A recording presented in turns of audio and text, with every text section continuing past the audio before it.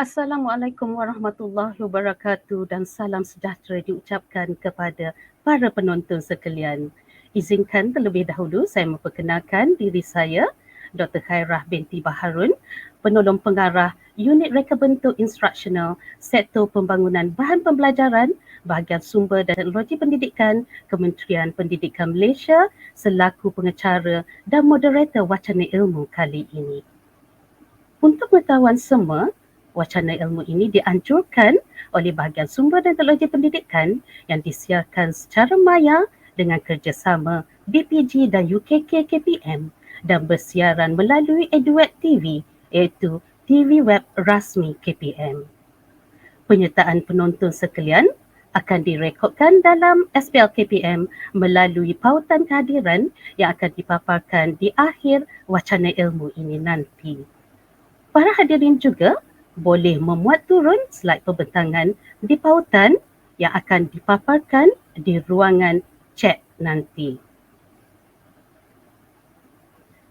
Para hadirin penonton yang dihormati sekalian, wacana ilmu kali ini yang bertajuk Pembukaran Ekosistem Inovasi Digital dalam Pendidikan akan mengupas tentang kepentingan inovasi dalam pendidikan khususnya di Malaysia dan secara umumnya di peringkat global. Wacana ilmu kali ini cukup istimewa kerana kita akan diterangkan tentang proses pembangunan inovasi menggunakan satu model yang akan diperkenalkan sebentar nanti. Melalui wacana ilmu ini juga kita akan disajikan dengan showcase beberapa video pelajar IPG yang telah memenangi emas dalam pelbagai pertandingan inovasi. Selain daripada itu juga, kita akan berkongsi tentang usaha-usaha yang telah dan sedang dilakukan oleh kementerian, khususnya kami di BSTP dalam memberi peluang kepada semua guru untuk menghasilkan inovasi dalam bahan pembelajaran untuk diguna pakai dalam proses PDP guru-guru semua. Jadi, saya berharap agar semua kekal bersama kami hingga ke akhir siaran kerana pengisian wacana ilmu kita pada kali ini insya-Allah menarik dan mendapat manfaat kepada kita semua dalam menjalankan tugas kita sebagai seorang warga pendidik, khususnya dalam kalangan guru-guru di luar sana. Jadi, bersama-sama kita pada kali ini adalah panel-panel yang hebat terdiri daripada warga pendidik yang terlibat secara langsung dalam memperkenalkan dan memperkembangkan inovasi digital ini. Oleh itu, diperkenalkan panel pertama kita pada hari ini iaitu Dr. Siti Rosni binti Muhammad Yusof. Izinkan saya membacakan sedikit biodata beliau.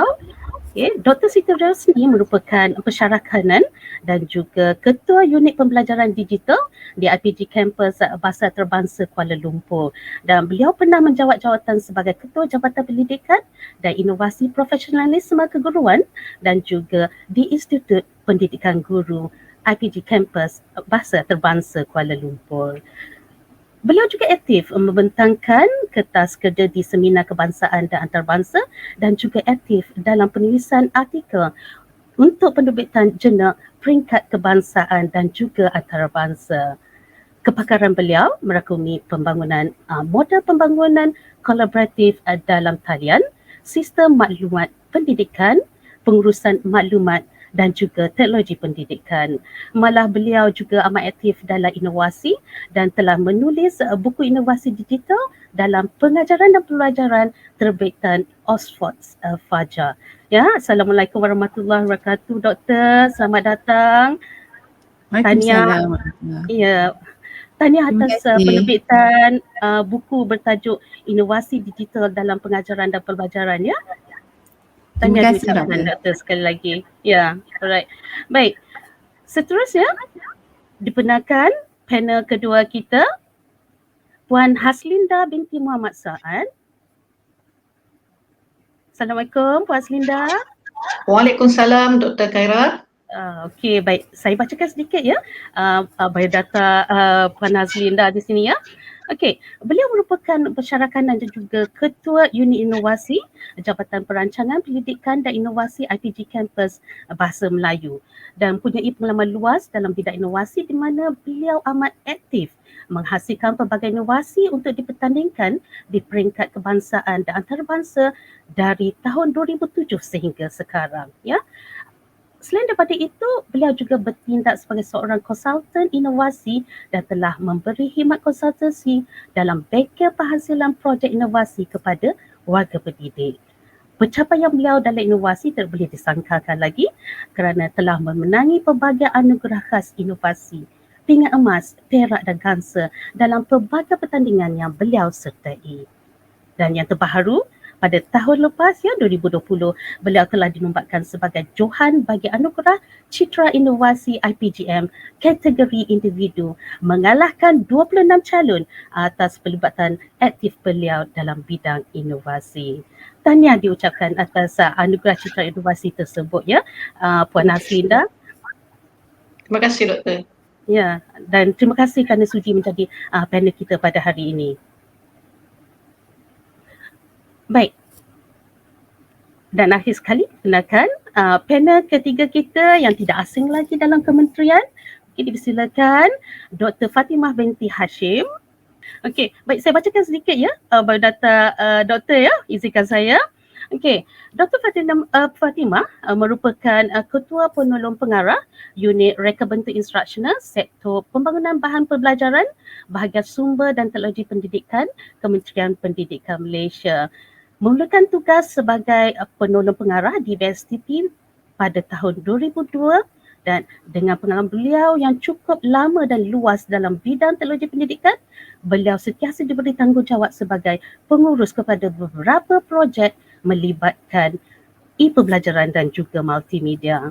Selain daripada itu, beliau juga mempunyai pendidikan dalam bidang teknologi pendidikan dari luar negara ini telah menyertai pelbagai persidangan dalam bidang teknologi dan inovasi pendidikan sama ada persidangan peringkat kebangsaan maupun persidangan antarabangsa sebagai pembentang dan juga peserta. Dan pelibatan beliau dalam bidang teknologi pendidikan tidak boleh disangka lagi kerana beliau juga cukup aktif dalam persatuan dan menjadi ahli dalam Apex Learning Community Builder ataupun LCOP dan juga ahli dalam Malaysia Educational Technology Association. Apa khabar Dr. Fatimah? Khabar baik, Alhamdulillah. Hari ini sihat, ya? Alhamdulillah sihat. Okey, terima kasih kerana sudi menjadi panel kita pada hari ini sebagai wakil daripada kementerian. Sama-sama. Okey, baik. Para hadirin, warga pendidik dan penonton yang dihormati sekalian, panel selesai saya perkenalkan, penonton juga sudah bersedia. Salam wacana ilmu saya ucapkan, harap penonton terus setia. Jadi tanpa membuang masa, saya mulakan wacana ilmu ini dengan terma inovasi. Okay. Baik, jika kita bercakap tentang terma ini, rata-rata kita sudah faham tentang inovasi. Jadi melihat kepada tajuk wacana ilmu kita pada kali ini, perkataan inovasi digital muncul dan mungkin ramai dalam kalangan kita yang masih tidak ketahui apakah itu inovasi digital. Jadi mungkin panel pertama kita, Dr. Siti Rosni boleh memperjelaskan kepada kita apakah yang dimaksudkan dengan inovasi digital ini. Dipersilakan Dr. Siti Rosni. Ya, terima kasih Dr. Khaira. Izinkan saya memberi jawapannya dalam bentuk slide, ya. Boleh Doktor, teruskan. Baik Doktor, inovasi secara umumnya bermaksud pembaharuan, penambahbaikan dan jika ia menjadi satu hasil ciptaan yang baru, ya, dengan menggunakan kemahiran kreativiti, maka inovasi itu ditermakan sebagai mencipta. Ya, mencipta sesuatu produk yang baru. Jadi kita boleh bagikan kepada dua lah, ya, inovasi yang dihasilkan kepada pembaharuan, ya, penambahbaikan kepada produk atau tata cara kerja yang baru dan juga menghasilkan satu ciptaan yang baru. Ya, yang ini adalah yang unik lah, ya, yang asli. Baik, seterusnya inovasi digital ialah cabang kepada inovasi ya yang memberi fokus kepada penggunaan teknologi ya, sama ada pengkomputeran ataupun reka bentuk penggunaan pengajaran dalam inovasi ya, dan yang seterusnya membawa kepada pengurangan kos operasi, menjimatkan tenaga manusia, meningkatkan kualiti penyampaian, memudahkan reka bentuk dan penggunaan produk, dan seterusnya mempercepatkan masa bagi kita melaksanakan proses-proses dalam perkhidmatan kita ya di Kementerian Pendidikan contohnya. Kemudian inovasi ini apabila kita perincikan lagi, ya, inovasi digital ni kita boleh bagikan sebagai satu ekosistem. Dia ada ekosistem yang tersendiri di mana dia merentas pelbagai bidang. Ya, kalau kita lihat inovasi berkait dengan disiplin ilmu penyelidikan. Ya, kemudian digital berkaitan dengan disiplin ilmu teknologi pendidikan contohnya ataupun bidang teknologi ya. Jadi dia adalah satu disiplin ilmu yang diintegrasikan. Ya, jadi untuk kita terlibat dengan inovasi digital ini, jadi kita perlu ya menyediakan diri dalam pelbagai disiplin ilmu lah ya.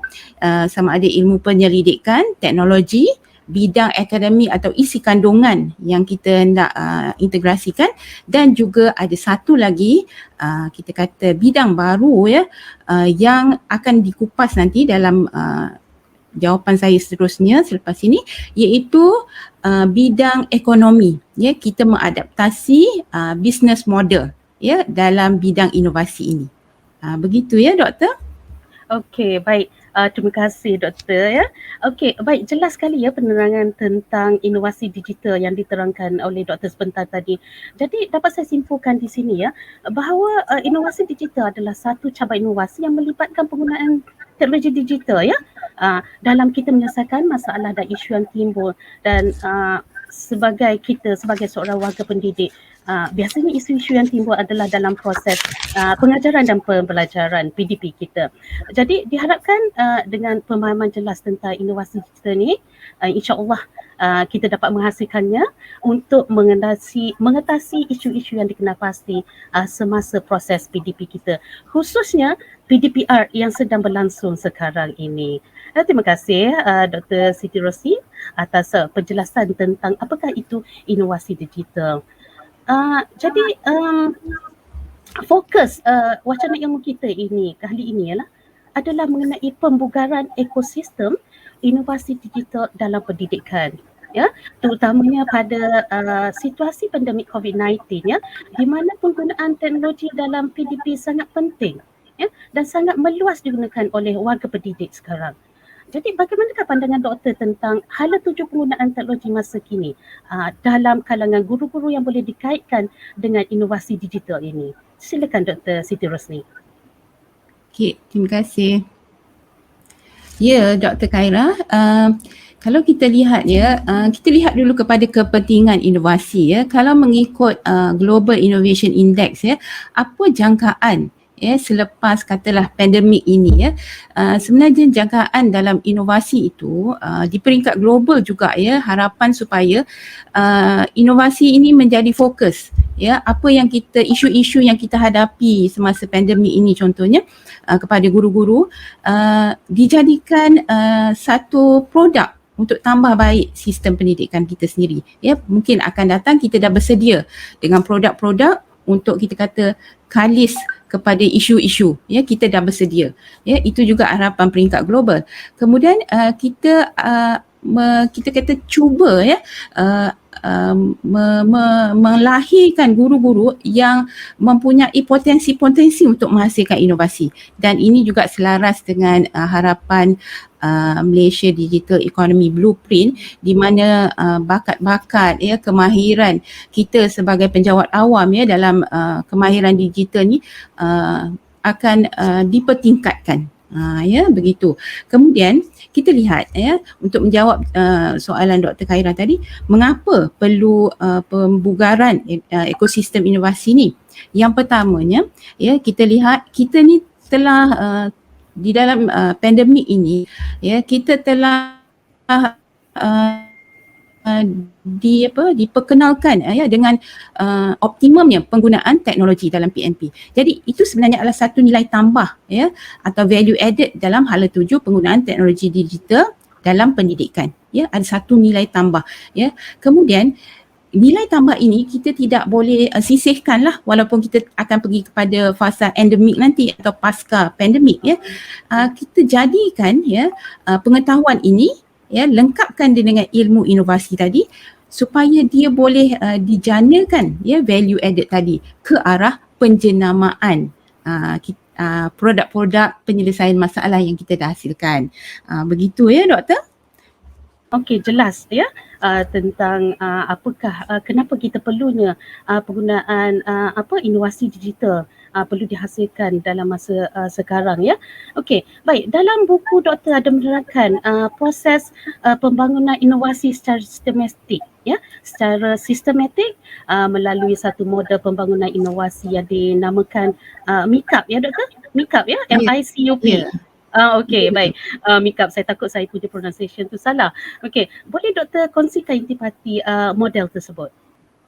Okey doktor, terlebih dahulu saya jelaskan ya apabila kita berbincang tentang pembugaran ekosistem inovasi, bahagian ini juga dinyatakan dalam buku yang saya tulis bersama-sama Encik Abdul Samad Hanif ya, di mana kita buku itu diolah supaya ada peranan ya, ada kita kata inovasi dihasilkan oleh co-creator ya, ada pihak-pihak yang terlibat, bukan saja guru sebagai penukil inovasi tetapi yang pertama ada pemegang taruh inovasi ya.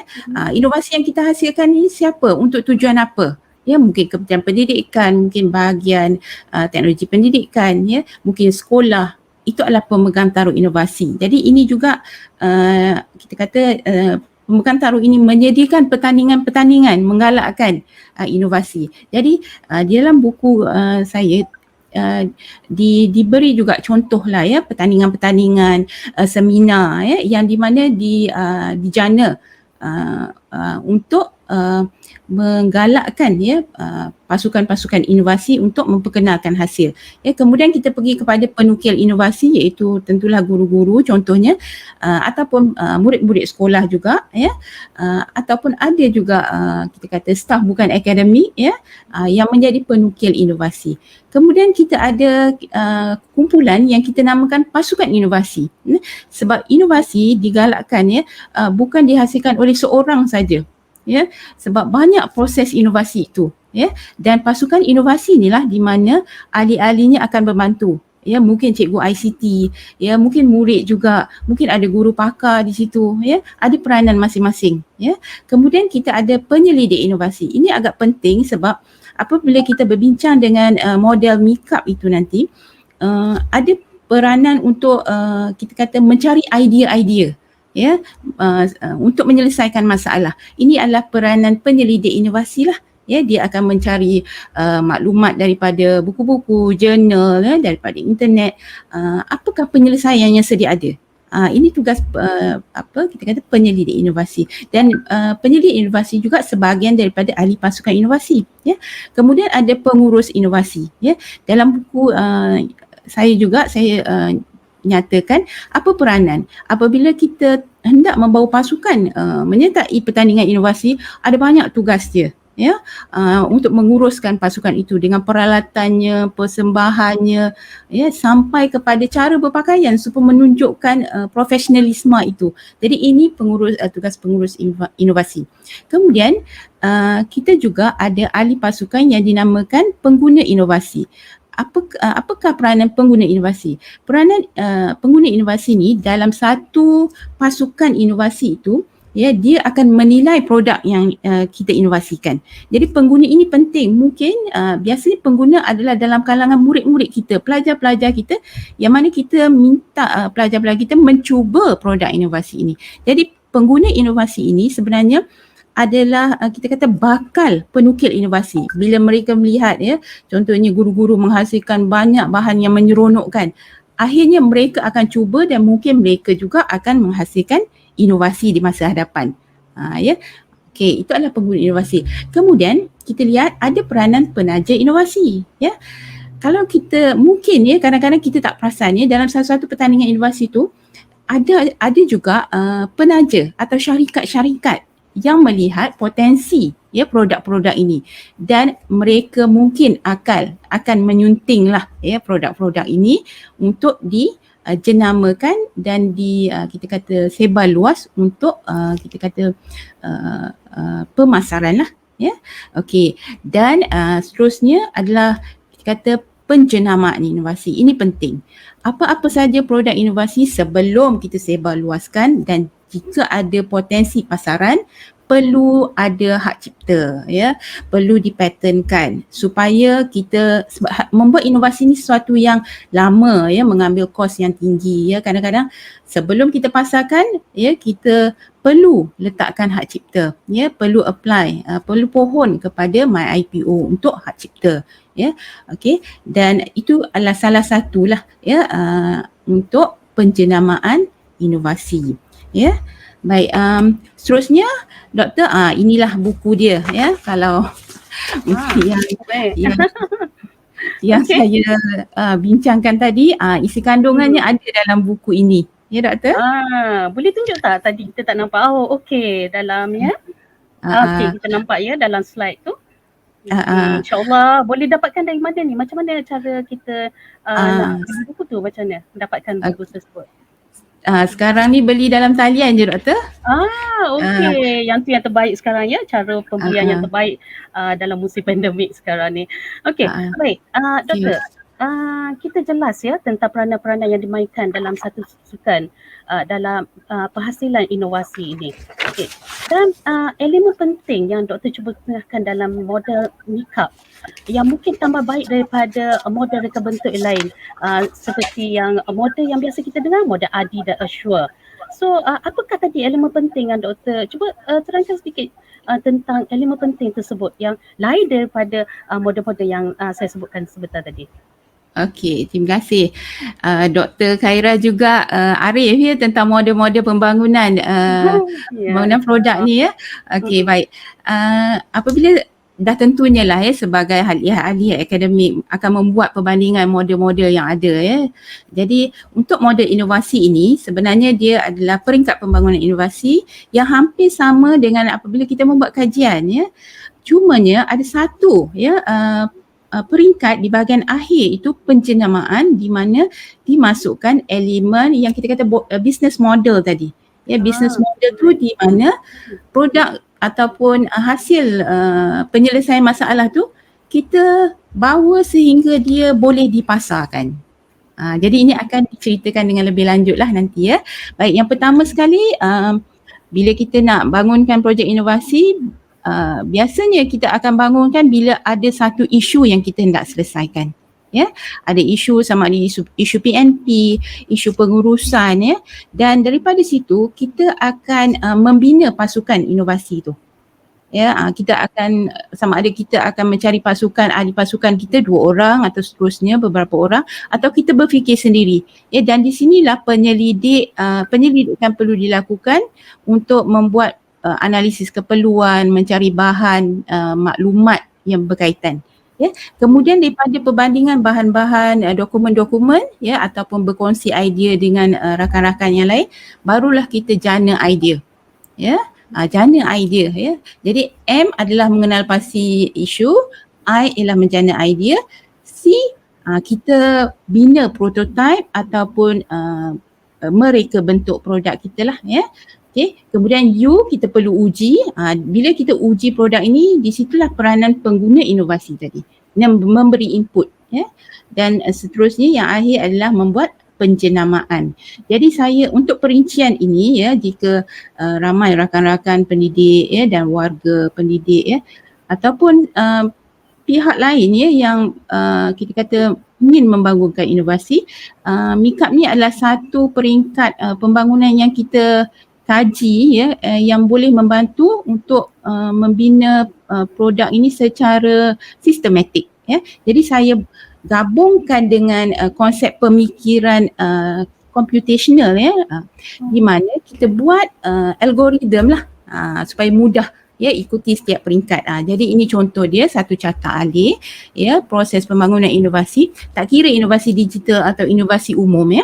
Jadi kita mulakan, kita kena pasti isu, kena pasti ruang atau gap. Kalau dalam kajian kan penyelidikan dinamakan gap kan untuk tambah baik.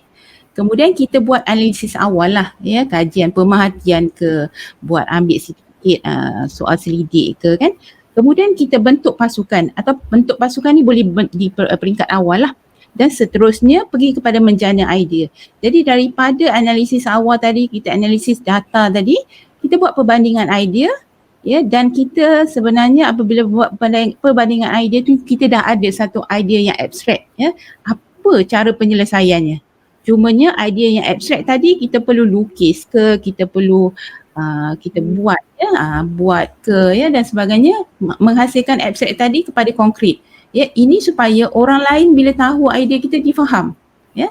Kemudian kita tanya kepada rakan-rakan pasukan kita atau uji dia, ya, tanya pada pihak pengurusan ke, pihak berkepakaran ke, sesuai tak idea ni kalau dijadikan penyelesaian masalah kepada isu. Ya, kemudian baru kita pergi kepada cipta dan uji produk.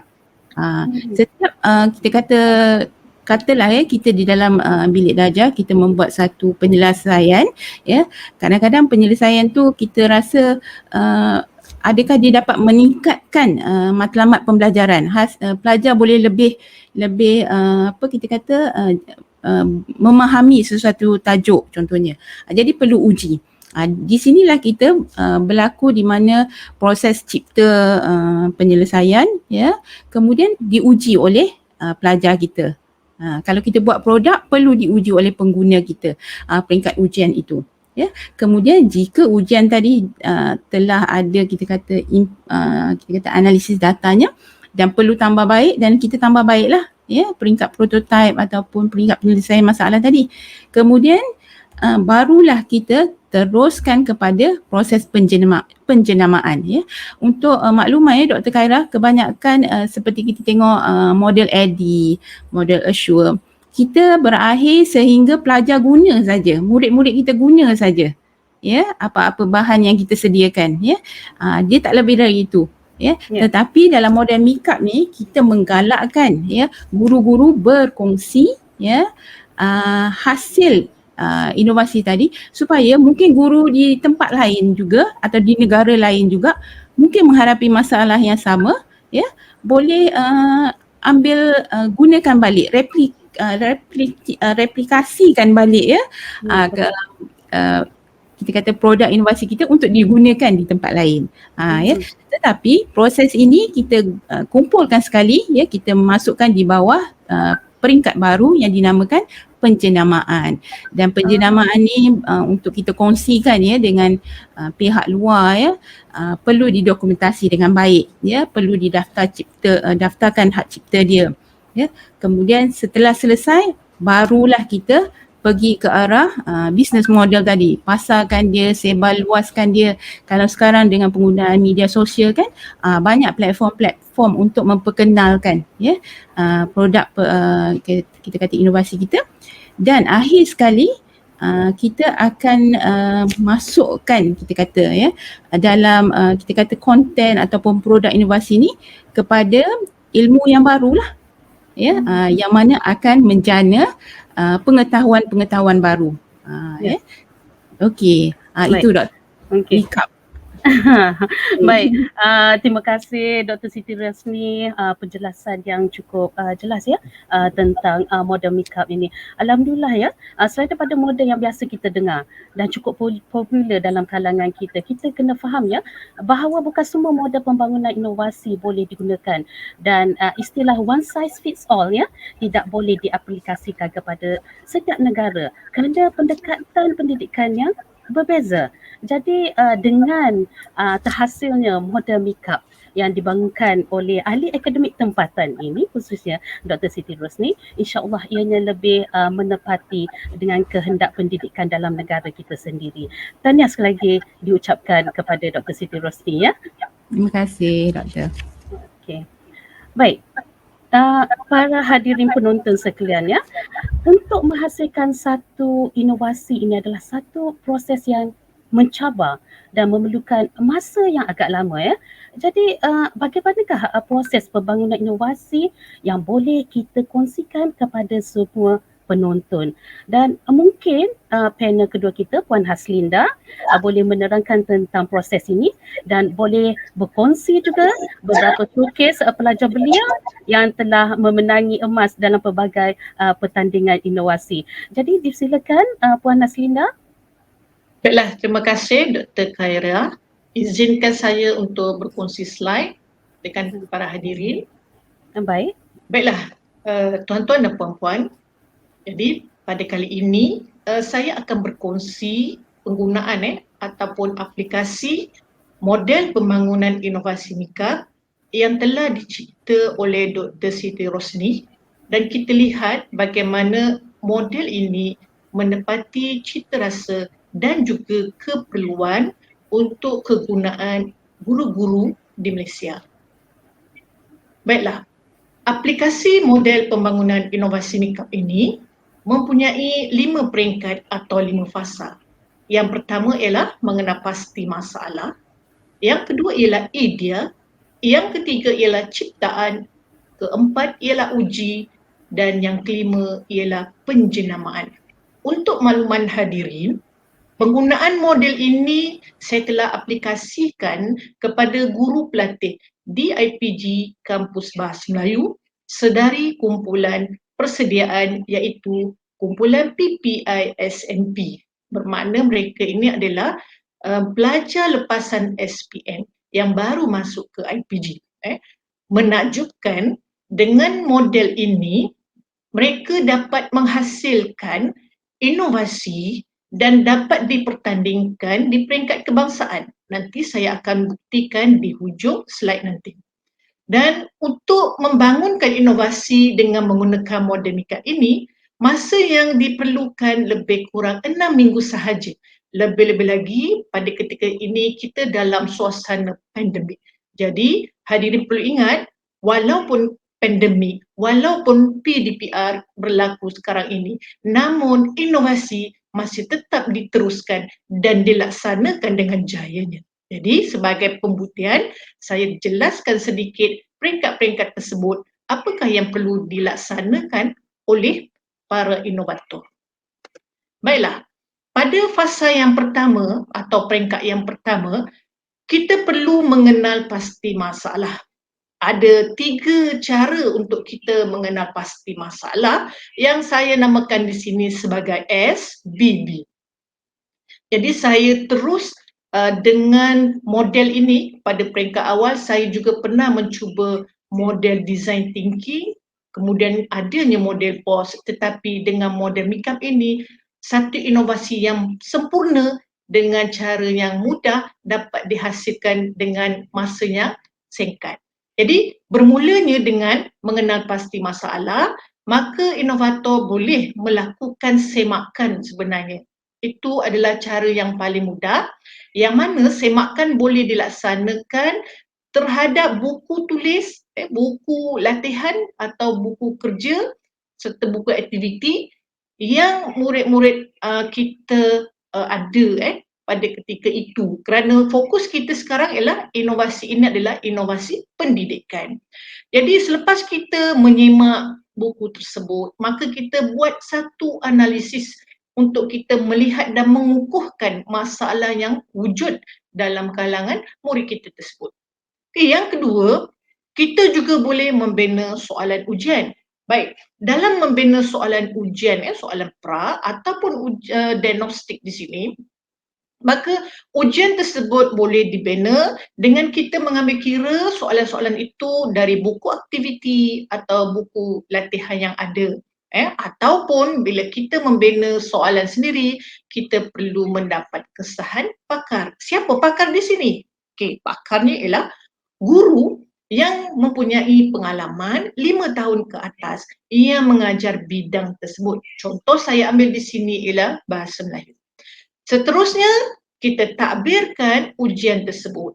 Jadi, dalam proses kita menghasilkan inovasi ini, membina soalan ini perkara yang penting kerana kita dapat mengenal pasti secara mendalam apakah masalah yang dihadapi oleh murid kita.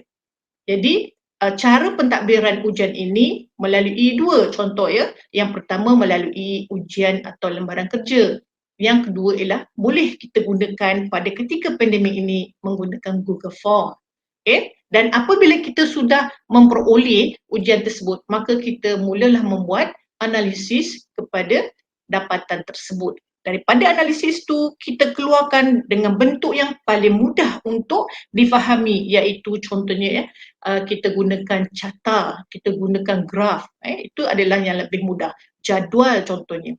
Okey, seterusnya kita juga kena silang, kita melihat kepada guru pula. Di sini soalan temu bual boleh diwujudkan, diadakan untuk kita mendapat makluman daripada guru. Guru yang mengajar, guru pakar, guru cemerlang, dan dengan guru-guru ini kita akan lebih meluas lagi info yang kita akan peroleh. Dan guru-guru inilah banyak nanti akan membantu kita kerana mereka melihat dari aspek strategi, pendekatan, kaedah dan teknik. Hasil daripada temu bual, bagaimana kita nak jalankan nanti temu bual? Okey, kita boleh laksanakan secara maya iaitu menggunakan platform Google Meet, ataupun kita boleh juga menggunakan contohnya ialah WhatsApp. Contohnya jadi kita gunakan dalam keadaan pandemik, maknanya tidak ada perkara yang mustahil yang boleh kita lakukan. Dan seterusnya kita buat analisis hasil daripada temu bual tersebut. Dalam kita membina soalan temu bual tersebut, pastikan kita merangka soalan tersebut dan menjurus kepada permasalahan tersebut. Baik, saya teruskan. Ini adalah contoh ketika sebelum pandemik kita boleh laksanakannya di dalam kelas dengan kebenaran. Dengan kebenaran pihak sekolah, dengan kebenaran JPN. Jadi kalau kita lihat di sini, berlakunya pandemik yang menyebabkan murid semua tak boleh pergi ke sekolah. Maka kita juga boleh menggunakan Google Form. Kita manfaatkan semua TMK yang ada supaya kita dapat meneruskan, menghasilkan inovasi yang bermakna yang dapat membantu pelajar kita. Okay, saya berikan contoh di sini. Ini adalah Google Form yang dijawab oleh murid. Okay, seterusnya ialah ini adalah temu bual secara WhatsApp bersama guru pakar. Jadi saya kata tadi, tidak ada mustahil dalam musim pandemik ini dan kita manfaatkan TMK sepenuhnya untuk kita melaksanakan inovasi. Okay, kita lihat ni contohnya bagaimana guru pakar tersebut dengan soalan yang dibina mereka boleh memberi jawapan-jawapan dan boleh dianalisis dengan mudah. Okay, baik. Untuk peringkat yang kedua, kita pergi kepada idea. Jadi saya rangkumkan di sini, sebenarnya proses ini telah dilakukan oleh pelajar IPG KBM. Jadi mereka menggunakan dengan bimbingan, mereka menggunakan model ini dengan bimbingan dan inilah yang mereka lakukan bagi fasa ataupun bagi fasa dan juga peringkat. Okey, pada fasa 2, idea, jadi perkara pertama yang saya sarankan kepada pelajar saya ialah rujuk semula analisis temu bual.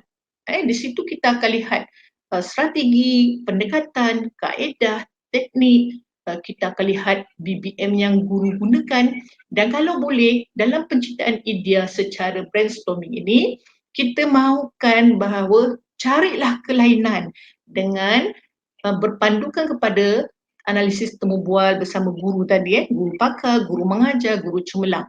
Kalau boleh, biarlah kita mencipta sesuatu yang tidak digunakan oleh guru tersebut. Seterusnya ialah kita perlu merujuk inovasi yang ada di pasaran. Paling mudah saya jelaskan kepada guru pelatih saya. Gunakan platform Google. Carilah inovasi yang ada di pasaran. Contoh, inovasi kata ganti nama diri. Jadi bila kita klik, kita type, kita klik, kita akan dapat melihat inovasi-inovasi yang ada di pasaran. ada yang menggunakan flipbook, ada yang menggunakan teknik tertentu, dan apa yang berlaku ketika murid saya buat inovasi, tidak ada dalam bentuk produk permainan. Jadi kita fokuskan kepada yang belum dihasilkan lagi. Itu yang dikatakan idiom. Seterusnya ialah barulah kita buat pilihan inovasi yang akan kita laksanakan, dan jangan lupa kita perlu tahu bahawa inovasi yang kita buat ini perlulah sesuai dengan keperluan murid kita. Dan kita akan mula melakarkan inovasi kita, prototype, buat lakaran. Kemudian minta pandangan daripada pakar yang boleh memberi maklumat yang bermanfaat, terutamanya berkaitan dengan bidang yang akan kita buat. Itu adalah pada fasa yang kedua. Ini adalah contoh platform enjin pencarian yang boleh kita gunakan, Google, YouTube, Google Scholar dan sebagainya, untuk kita melihat dengan lebih mendalam ide-ide yang perlu kita keluarkan untuk kita janakan dan hasilkan inovasi yang terbaik. Seterusnya ialah pada fasa yang ketiga. Pada fasa ini ialah fasa ciptaan. Tadi Dr. Rosni sudah menunjukkan sepintas lalu tentang model make-up ini. Jadi saya adalah pengguna. Saya adalah orang yang menggunakan dan nak membuktikan kepada hadirin bagaimana kejayaan model pembangunan inovasi make-up ini dapat dilaksanakan, terutamanya pada waktu pandemik ini. Jadi pada peringkat ciptaan ialah saya namakan di sini PMP. Mulakan dengan prototype, prototype ataupun kita nak membangun produk sebenar. Jadi pastikan pada proses ini kita mengambil kira inovasi yang boleh melibatkan ramai murid. Kalau kita buat inovasi yang hanya boleh digunakan oleh beberapa orang murid saja, maka kita perlu ubah. Penglibatan yang lebih ramai adalah lebih baik pada peringkat ini. Seterusnya, apabila kita mula mencipta, maka kita jangan abaikan. Pertama ialah, kalau kita membangunkan produk, maka kita perlu ada manual penggunaan. Kita kena ingat bahawa inovasi yang kita bina ini, kita hendak supaya boleh dimanfaatkan oleh semua orang. Tak kira sama ada dalam kalangan pendidik, ataupun dalam kalangan ibu bapa, ataupun dalam kalangan masyarakat. Maka kita perlu ada manual penggunaan hasil daripada inovasi yang kita bina. Dengan manual tersebut, maka kita boleh membantu guru, ibu bapa, masyarakat, sesiapa saja pengguna lain yang berhasrat untuk menggunakan inovasi kita.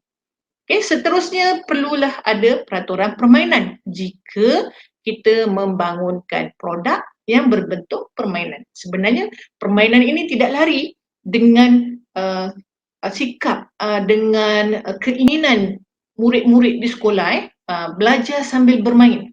Mereka memang berminat. Maka kalau pelajar saya ni, mereka menjurus kepada pembangunan produk-produk permainan bahasa.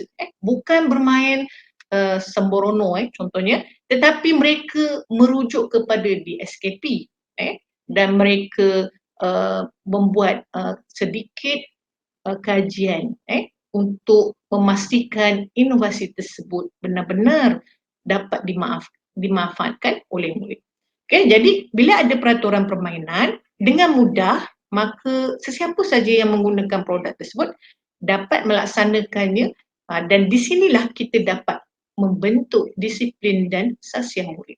Kita nampak peraturan yang disediakan tu dalam pelbagai bentuk, manual juga dalam pelbagai bentuk, dengan mengadakan buku poket dan sebagainya. Dan tidak lupa juga pada peringkat ciptaan ini, pastikan ini adalah satu tips, iaitu inovasi ini boleh merentas kurikulum. Maknanya mata pelajaran lain boleh digunakan. Dan sebenarnya itu adalah markah bonus kepada produk inovasi. Jadi kalau kita buat inovasi dan boleh merentas mata pelajaran lain, contoh bahasa Melayu dengan sains, maka ada markah bonus di situ. Dan ciptaan tersebut sesuai dengan industri 4.0 iaitu adanya penggunaan TMK. Kita ada banyak perisian yang sesuai yang boleh dimanfaatkan. Yang kebiasaannya popular adalah QR code. Tetapi ada lagi sebenarnya saya ada senarai-senarai tersebut, tetapi mungkin kita dapat berkongsi di lain kali. Okey, selesailah kepada fasa yang ketiga iaitu ciptaan. Okey, ini adalah contoh bagaimana ciptaan tersebut berlaku dihasilkan dalam bentuk grafik ataupun yang dibina sendiri oleh pelajar saya. Seterusnya ialah kita pergi kepada fasa yang keempat iaitu uji. Pada fasa ini kebiasaan inovasi yang baik dia akan melalui 2 kali ujian ataupun uji lari dipanggil.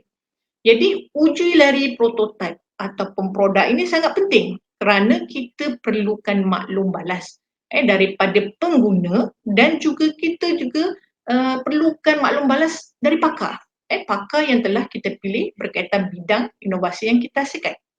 Jadi ketika kita laksanakan uji lari ini, maka kita perlu menyediakan instrumen untuk mengumpul data. Ada pelbagai instrumen ataupun corak untuk kita mengumpul data. Antaranya ialah kita ada soal selidik, kita boleh buat rakaman, kita boleh buat tembual. Jadi ada banyak proses di situ yang mudah sebenarnya cikgu, dan kita boleh juga menggunakan pelbagai cara yang bersesuaian dengan inovasi kita.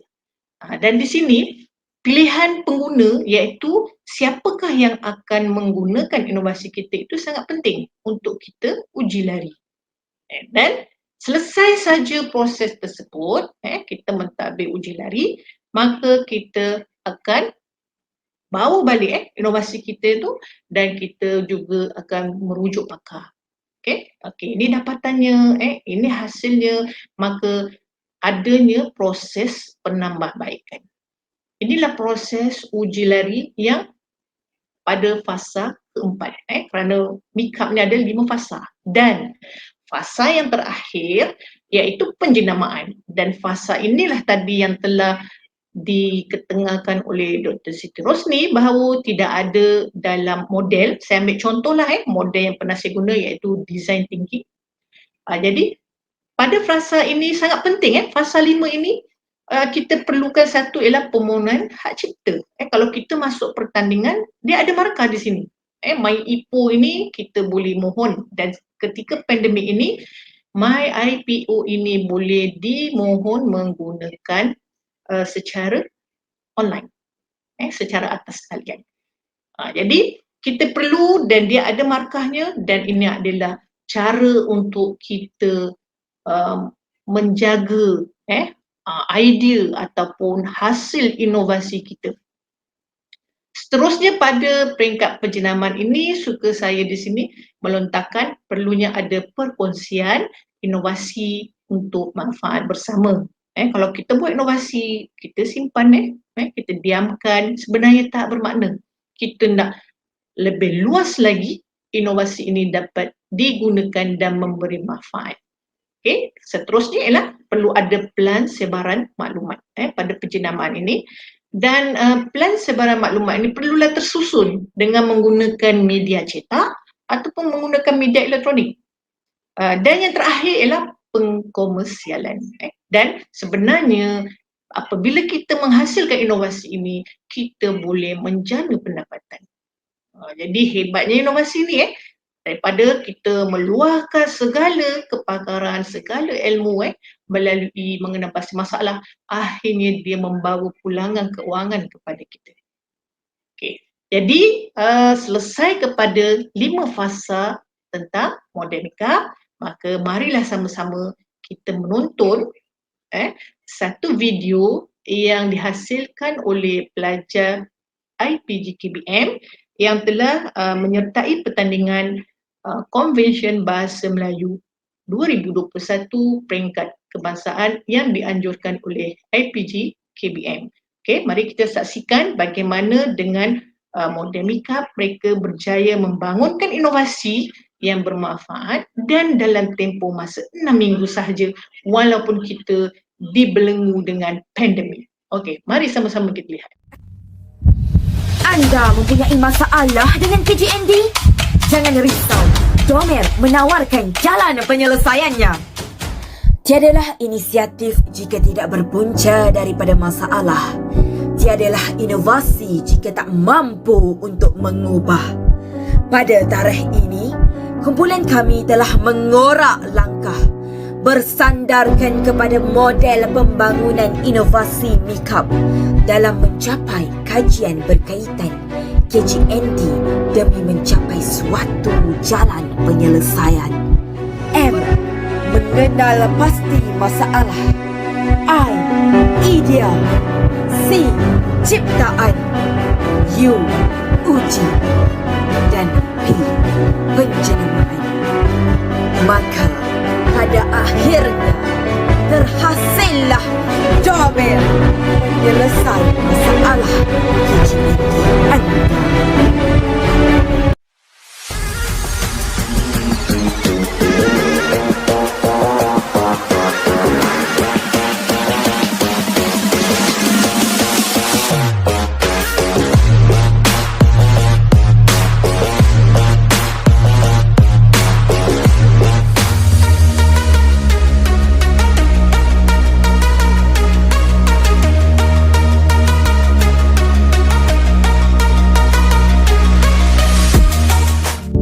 Rasional Domer. Inovasi ini bertujuan untuk menjadikan pengajaran KGND dapat dilaksanakan dengan lebih efektif dan menyeronokkan. Domer dapat membantu guru dari segi penyediaan bahan bantu mengajar BBM untuk digunakan di dalam sesi pengajaran dan pembelajaran KGND.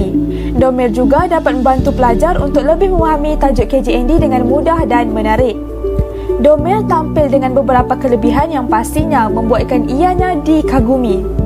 Yang pertama, konsep New Pedagogies for Deep Learning NDPL atau lebih dikenali sebagai pembelajaran bermakna telah diperkenalkan di dalam produk Domer ini dengan menggabungkan topik KGND iaitu Bahasa Melayu bersama tajuk Angkasa Raya. Domer juga menerapkan penggunaan teknologi maklumat dan komunikasi TMK melalui penggunaan kod QR yang mengandungi animasi berbentuk audio dan video. Yang ketiga, produk ini juga dilengkapi dengan aspek penjimatan kos kerana bahan-bahan yang digunakan adalah terdiri daripada bahan-bahan terpakai dan mempunyai kos yang rendah. Seterusnya, strategi penyelesaian. Sebelum inovasi Domer diperkenalkan, kebanyakan murid keliru dengan penggunaan KGND. Namun, selepas ianya diperkenalkan, penguasaan terhadap KGND tersebut menunjukkan peningkatan yang positif. Data berikut merupakan perbezaan pencapaian murid dalam menjawab ujian diagnostik sebelum dan selepas menggunakan produk Domer. Sebelum produk Domer dicipta, beberapa masalah sudah dikenal pasti. Antaranya, murid tidak dapat membezakan antara KGND pertama, kedua dan ketiga. Murid tidak dapat membezakan penggunaan perkataan-perkataan KGND seperti kita dan saya. Murid agak sukar mengenal pasti penggunaan KGND bagi laras istana dengan betul dan tepat. Beberapa strategi penyelesaian telah diambil. Yang pertama, menyimak buku kerja murid berkaitan dengan isu yang dikaji, mengadakan perbincangan dan soal jawab dengan guru dan murid, melaksanakan ujian diagnostik melalui pelantar Google Form. Penjenamaan atau perluasan bagi produk Domer.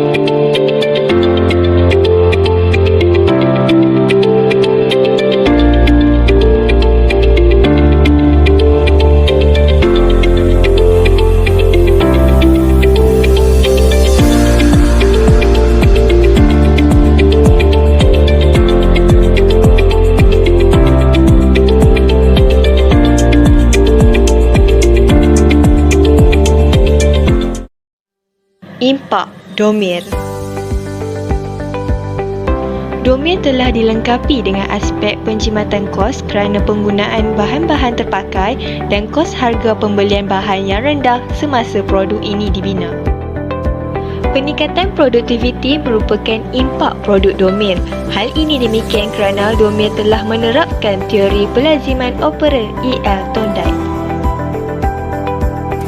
Berikut merupakan bukti peningkatan produktiviti murid iaitu hasil dapatan pencapaian murid daripada ujian diagnostik sebelum dan selepas penerapan Domer. Mudah digunakan atau user friendly merupakan salah satu impak bagi produk Domer. guru-guru memberi maklum balas dan komen positif terhadap produk Domir. Berikut merupakan hasil dapatan maklum balas orang awam melalui edaran pautan Google Form. Produk Domir mampu mencapai signifikan yang tinggi kepada Kementerian Pendidikan Malaysia. Hal ini demikian kerana kriteria-kriteria Domir yang bersifat komersial serta memenuhi visi dan misi sistem pendidikan di Malaysia.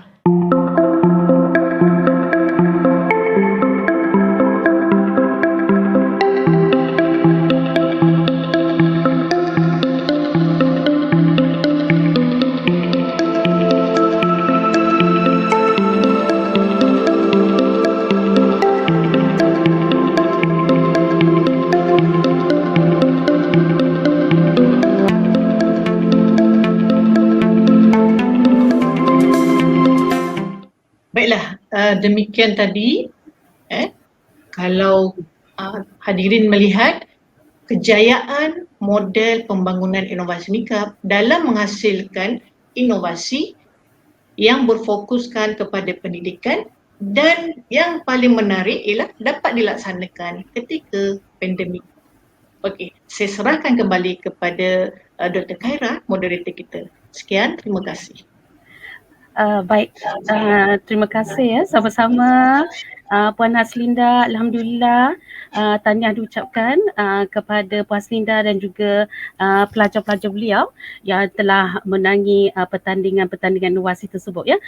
Wow, saya tak sangka ya dalam masa 6 minggu dapat menghasilkan inovasi yang hebat macam ni dan memenangi pingat dalam pertandingan ya. So jadi ya betul. Cukup hebat sebab saya ingat kalau bercakap tentang inovasi ni mesti mengambil masa yang lama ya untuk dihasilkan, tapi kehebatan guru-guru pelajar pelatih ni ya dengan bimbingan Puan Haslinda, alhamdulillah dapat menghasilkan satu inovasi yang hebat ini. Tahniah diucapkan ya. Terima kasih. Ya, sama-sama. Okey, jadi kita berharap ya agar dengan showcase yang dipertontonkan tadi dapat memberi inspirasi dan motivasi kepada semua guru untuk menghasilkan inovasi dalam membangunkan bahan pembelajaran yang berkualiti dan seterusnya memberikan manfaat kepada kita warga pendidik dan khususnya kepada semua murid kita. Ya. Okey. Baik. Para hadirin penonton sekalian ya, kami di peringkat kementerian menyokong penuh pelibatan warga pendidik khususnya para guru dalam menghasilkan inovasi digital ini. Kami di bahagian sumber dan teknologi pendidikan sentiasa memberi ruang dan peluang dan juga khidmat kami kepada para guru dalam merealisasikan apa sahaja program dalam bidang teknologi pendidikan khususnya inovasi digital ini. Oleh itu, saya ingin menjemput panel ketiga kita. Pada hari ini, Dr. Fatimah Hashim yang mempunyai pengalaman yang cukup luas dalam bidang teknologi pendidikan dan telah lama berkhidmat dengan BSTP untuk berkongsi kepada semua tentang usaha-usaha dan tindakan yang telah dan sedang dilakukan oleh pihak BSTP dalam memastikan teknologi pendidikan ini terus berkembang dengan penghasilan bahan pembelajaran yang berkualiti untuk masa hadapan murid-murid kita. Dipersilakan, Doktor. Terima kasih Dr. Khaira. Okey, saya juga ingin berkongsi sedikit slide lah sebelum saya menjawab kepada soalan Dr. Khaira tadi ya. Boleh dipersilakan, Doktor. Okey.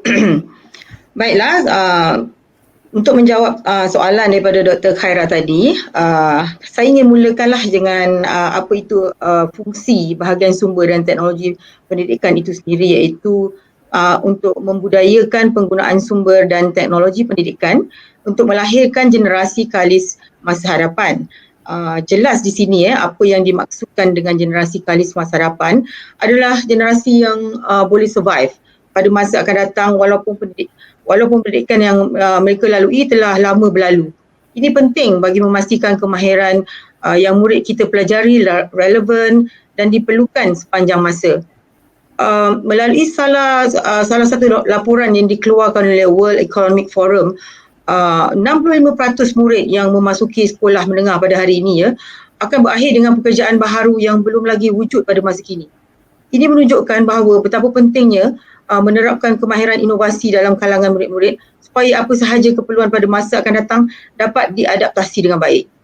Oleh itu, KPM sentiasa komited dalam memberikan yang terbaik untuk warga KPM yang melibatkan guru dan murid bagi menyediakan generasi kalis masa hadapan ini. KPM khususnya bahagian sumber dan teknologi pendidikan telah mula mengorak langkah lebih awal dengan mewujudkan Learning Management System atau LMS ataupun dalam bahasa Malaysianya dikenali sebagai dipanggil sistem pengurusan pembelajaran yang kemudiannya kita bergerak kepada VLE Frog lah. Saya rasa ini ramai yang telah melaluinya dan mempunyai banyak pengalaman untuk mengakses VLE, dan seterusnya sekarang kita ada pelantar pembelajaran KPM yang dipanggil D5 yang ini memang semasa pandemik ini sangat diakses oleh guru-guru dan murid-murid dan membantu dalam PDPR.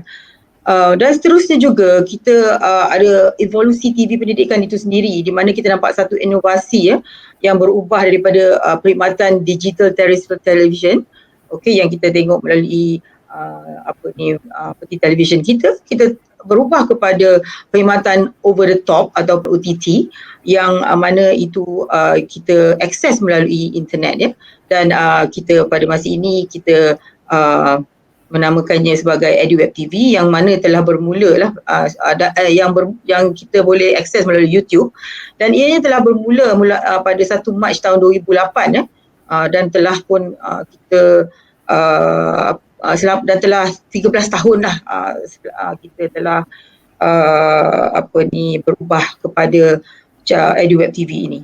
Hadirin sekalian dan penonton-penonton yang saya hormati, sejak Januari 2020 lagi ini pandemik COVID-19 telah mengubah dunia dengan kebiasaan baru yang melibatkan dunia pendidikan, pekerjaan dan pentadbiran negara. Pandemik ini juga telah mempercepatkan pertumbuhan pembelajaran digital yang melibatkan pembelajaran secara dalam talian dengan menggunakan sumber bahan PDP digital. Keperluan kepada penyediaan infrastruktur dan kandungan bahan PDP digital dalam satu repository yang boleh diakses oleh murid dan guru warga KPM adalah satu inovasi penting dalam menepani keperluan IR 4.0. Infrastruktur ini sedang dalam proses pelaksanaan dan diharapkan dapat menyokong dasar pendidikan digital iaitu teras 5 kita, iaitu menghasilkan kandungan digital yang berkualiti dan juga untuk memperkasa kandungan digital yang memenuhi standard dan kurikulum kita. Ini adalah yang terkini yang mana kita bercadang, mempunyai cadangan lah untuk berubah daripada EduWeb TV ke satu platform yang lebih bersifat pintar, on demand dan beranalitik. Ia dibangunkan bagi memastikan bahan-bahan video yang diterbitkan dapat dimanfaatkan oleh generasi digital masa kini melalui sumber yang lebih dinamik, menawarkan bahan pengajaran dan pembelajaran dalam pelbagai format serta interaktif dan yang boleh diakses melalui pelbagai peranti. So ini adalah satu inovasi dari BSTP yang sedang dirancang untuk memastikan e-pembelajaran dapat dilaksanakan oleh guru-guru dan murid-murid dengan lebih efisien dan efektif. Saya rasa itu saja yang saya nak kongsikan tentang apakah bahan-bahan ataupun platform yang kita di bahagian sumber dan teknologi pendidikan telah ada dan sedang diusahakan, dan semoga ini dapat memberi manfaatlah kepada guru-guru dan murid-murid dalam melaksanakan PDPR. Baik, terima kasih Dr. Fatimah atas perkongsian sebentar tadi semoga segala input yang diberikan dapat memberi gambaran jelas tentang usaha yang telah dilakukan oleh kementerian, khususnya kami di BSTP dalam menyediakan generasi kalis masa hadapan. Saya guna balik perkataan yang digunakan oleh Dr. Fatimah sebentar tadi, generasi kalis masa hadapan.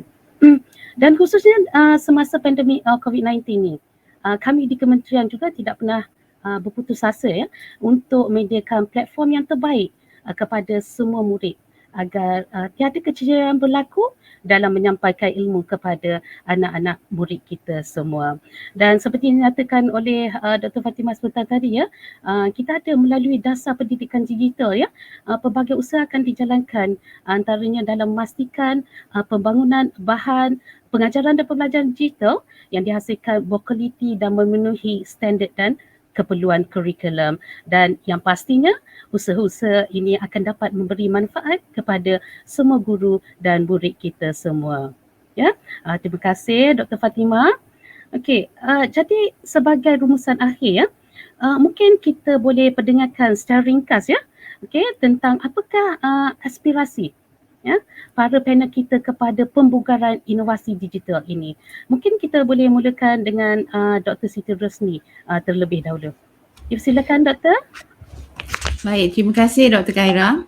Aspirasi ya untuk pembugaran ekosistem ini, sebenarnya inovasi ini telah bermain dalam pendidikan ini dah lama ya, lebih dari 10 tahun. Tapi bila kita bugarkan, maksudnya kita setiap orang kena memainkan peranan lah ya di dalam inovasi. Jadi jika kita melihat trenda ya penggunaan teknologi ya dalam kalangan para pendidik, ia semakin meningkat terutamanya dalam masa pandemik ini. Ya, jadi saya membuat sedikit pemerhatian ya dan saya kongsikan dalam slide ini ya Doktor. Boleh baik, silakan. Baik, sebagai rumusan melalui pemerhatian saya sebagai Ketua Unit Pembelajaran Digital dan sebelum ini juga sebagai Ketua Jabatan Penyelidikan dan Inovasi, saya melihat ya dalam masa 2 tahun pandemik ini telah meningkatkan penggunaan teknologi ya secara optimumnya. Dan daripada awal ya semester 1 pada 2020 banyak permintaan daripada kalangan guru pensyarah untuk latihan-latihan. Ya, mereka memerlukan sokongan, memerlukan latihan dan memerlukan bantuan ya dari pegawai teknologi maklumat di sekolah ya, di kampus juga, daripada rakan keluarga ya. Itu berlaku pada semester pertama ya pandemik itu tahun lalu ya. Kemudian pada semester kedua ya tahun lalu juga apabila laporan ya untuk PDP dijana ya, terdapat keperluan latihan yang ke arah mereka bentuk pengajaran yang menyeronokkan ya. Penggunaan ICT tu maksudnya dah mantap ya, tetapi guru-guru memerlukan latihan untuk engage ya, aktiviti yang banyak menyeronokkan di dalam kelas ya, aktiviti yang interaktif ya. Kemudian ada juga permintaan terhadap bagaimana nak melaksanakan PDP untuk kerja-kerja amali ya, kerja luar, perkhemahan, sukan. Itu pada semester 2 tahun lalu. Kemudian pada tahun ini ya, mungkin Dr. Khaira juga dan bahagian BSTP juga ya nampak bahawa sekarang guru-guru telah berani ya membuat webinar sendiri ya, membuat YouTube sendiri ya, dan mereka telah belajar untuk membina bahan-bahan ini ya secara kendiri ya melalui kita kata webinar percuma di dalam talian ya. Dan ramai ya dalam kalangan guru juga yang tahu tentang kepentingan kejurulatihan digital, sama ada Google Certified Educator atau Microsoft Innovative Educator. Jadi mereka juga berlumba-lumba ya mencari ilmu, mendapat pengiktirafan global ya. Kemudian kita pergi kepada jangkaan. Apa berlaku bila pandemik ini kita kata terhenti ya, tahun depan kita akan face to face semula ya. Saya melihat harapan saya jugalah ini ya, supaya perkongsian ilmu ya ini berterusan ya. Kemudian kita ada pihak-pihak yang membantu untuk penjenamaan produk inovasi ini.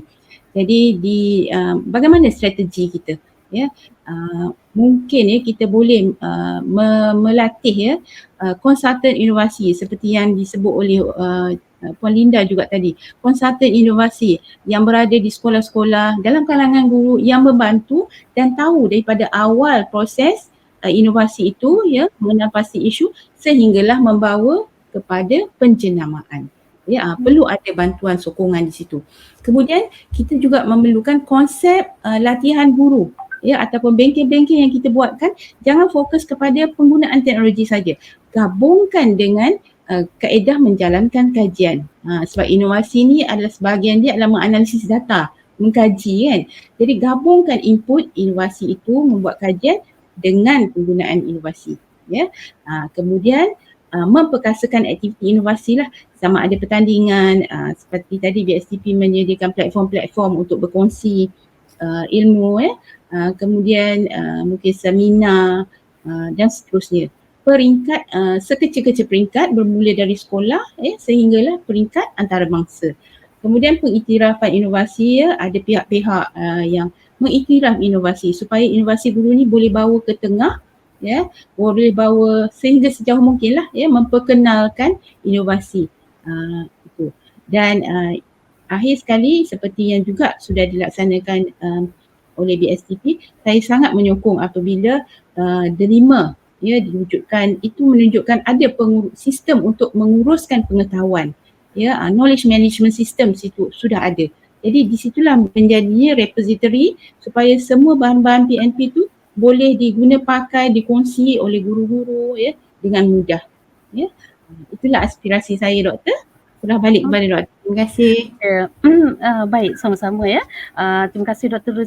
Siti Rosni atas perkongsian tentang aspirasi beliau terhadap pembukaran inovasi digital ini. Kita harapkan segala apa yang diberitahu, pandangan Doktor sebentar tadi diambil, kita ambil cakna tentang perkara tersebut.